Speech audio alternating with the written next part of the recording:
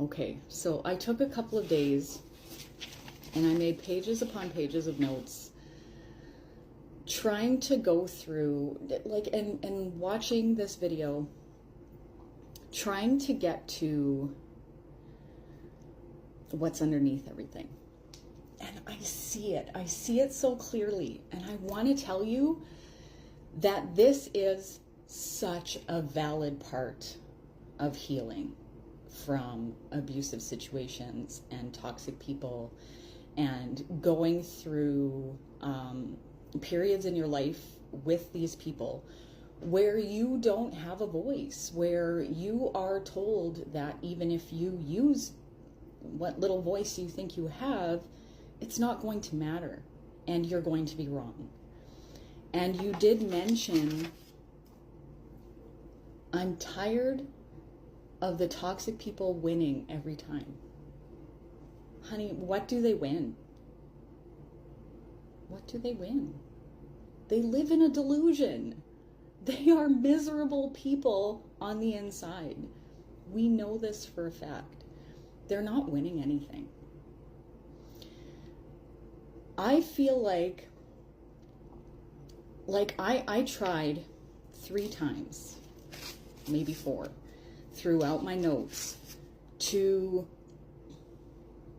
figure out what the underlying need is that you are fulfilling for yourself by confronting people you already know to be toxic, right? So this is a situation, you're upset, and now you've taken a minute, you've collected your thoughts, and you say, okay, well, I can lay this out super clearly and they're not going to be able to refute it, right? And as I said before, you could hold a mirror up to them and show them exactly what they look like, and they will still deny it. Because the delusion that toxic people and abusive people live inside of is essential for their very survival. Because their inability to introspect doesn't come from a place where they just don't want to. It comes from a place where if they were to introspect, then they would have to feel the guilt and the shame surrounding their behavior. And their behavior is consistent. They are always toxic and abusive. Okay? So that's like their whole lifetime of bullying people, of manipulating people, of abusing people. Like, that's a lot, right? And some people just aren't equipped to look at their shame, sit with it, and still love themselves, right? Like, some people just are not capable of it, and these are those people, right? So you're not fulfilling any kind of need by these interactions, by confrontation with, but like by confronting these toxic people. You're not addressing any of your actual needs. This is a desire. This is a desire to be heard and to be right. And again, it's valid AF.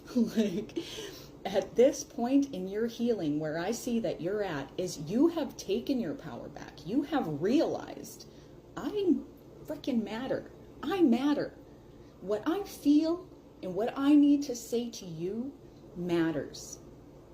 And I get to choose to do it. And you do. But now comes the next stage of healing, where you now need to realize the difference between an egocentric desire to be right and to tell them how you're right. And essentially, I assume, and this is just me, an assumption, I assume that the goal is showing them that they're wrong and getting them to admit it. This will never, ever, ever happen, right? So, like, I wrote over here as I was just now watching your video, so that I could refresh it in my ADHD mind and reply to it, is one of your biggest responsibilities to yourself is keeping yourself emotionally safe, right? Because we weren't able to do it for ourselves in these toxic relationships. They certainly weren't going to do it because they were toxic. So now we have this responsibility, this right to keep ourselves emotionally safe. So when you are going into these confrontations and these interactions with toxic people, think of this person as an active volcano, right? You know that jumping into an active volcano is going to hurt and that it's not safe. You know it. You know that this person is not going to admit to doing any wrong. You know that this person is not going to acknowledge that you are right. You know that they're not, right? But you do it anyway because you have the right to do it. But are you going to jump into that volcano simply because you have a right to do it? No, because it's not safe. And it's your responsibility to keep yourself safe. So this is the point, like I said, completely valid. And it's still going to irk you, even if you learn how to not jump into that volcano. It'll still irk you. But you will learn to get over that as well, because there is a reason why it bothers you, right? And like I said before in my previous video that I stitched of yours, you'll start to see that there are underlying reasons why you feel the need to be right in this situation and to show your rightness in this situation. Whether that be guilt over not exposing them for who they are, whether it be, like I said, there's so many underlying needs to getting your voice heard, but they're not actual needs. They are egocentric desires, right? They're wants. You want to be right. You want everybody to see the truth, but not everybody will, and not everybody is strong enough to acknowledge when they're wrong. It's just a fact. Not everybody is strong enough to do that. So like,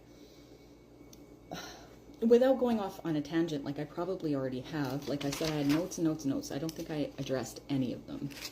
Because these people are intentionally crossing your boundaries because they are toxic. You know this person is toxic because they've crossed those boundaries. And when you confront them about it, all you are doing is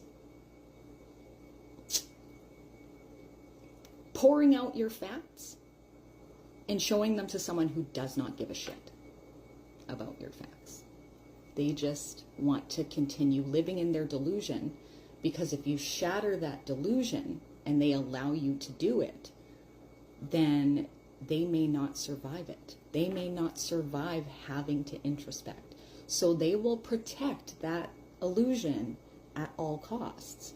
They will protect the perception of who they believe they want, or want to believe that they are, and who they want other people to believe that they are. They will cling to it until their hands bleed, okay? And you don't need to be any part of that. And that is what's triggering you, right? Like, it's not so much a need as it is triggering for you not to be heard. Now, those are emotional issues that you need to deal with on your own.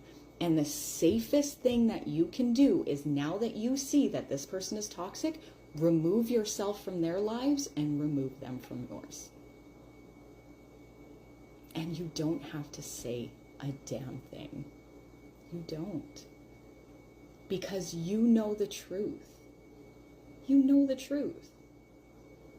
Right? And like I said before, if you didn't know it, now you do. They are miserable. Hold on to that. You know it. They know it. Go on with your life. Be happy and don't trigger yourself, please. Don't further hurt yourself. Not over a toxic person.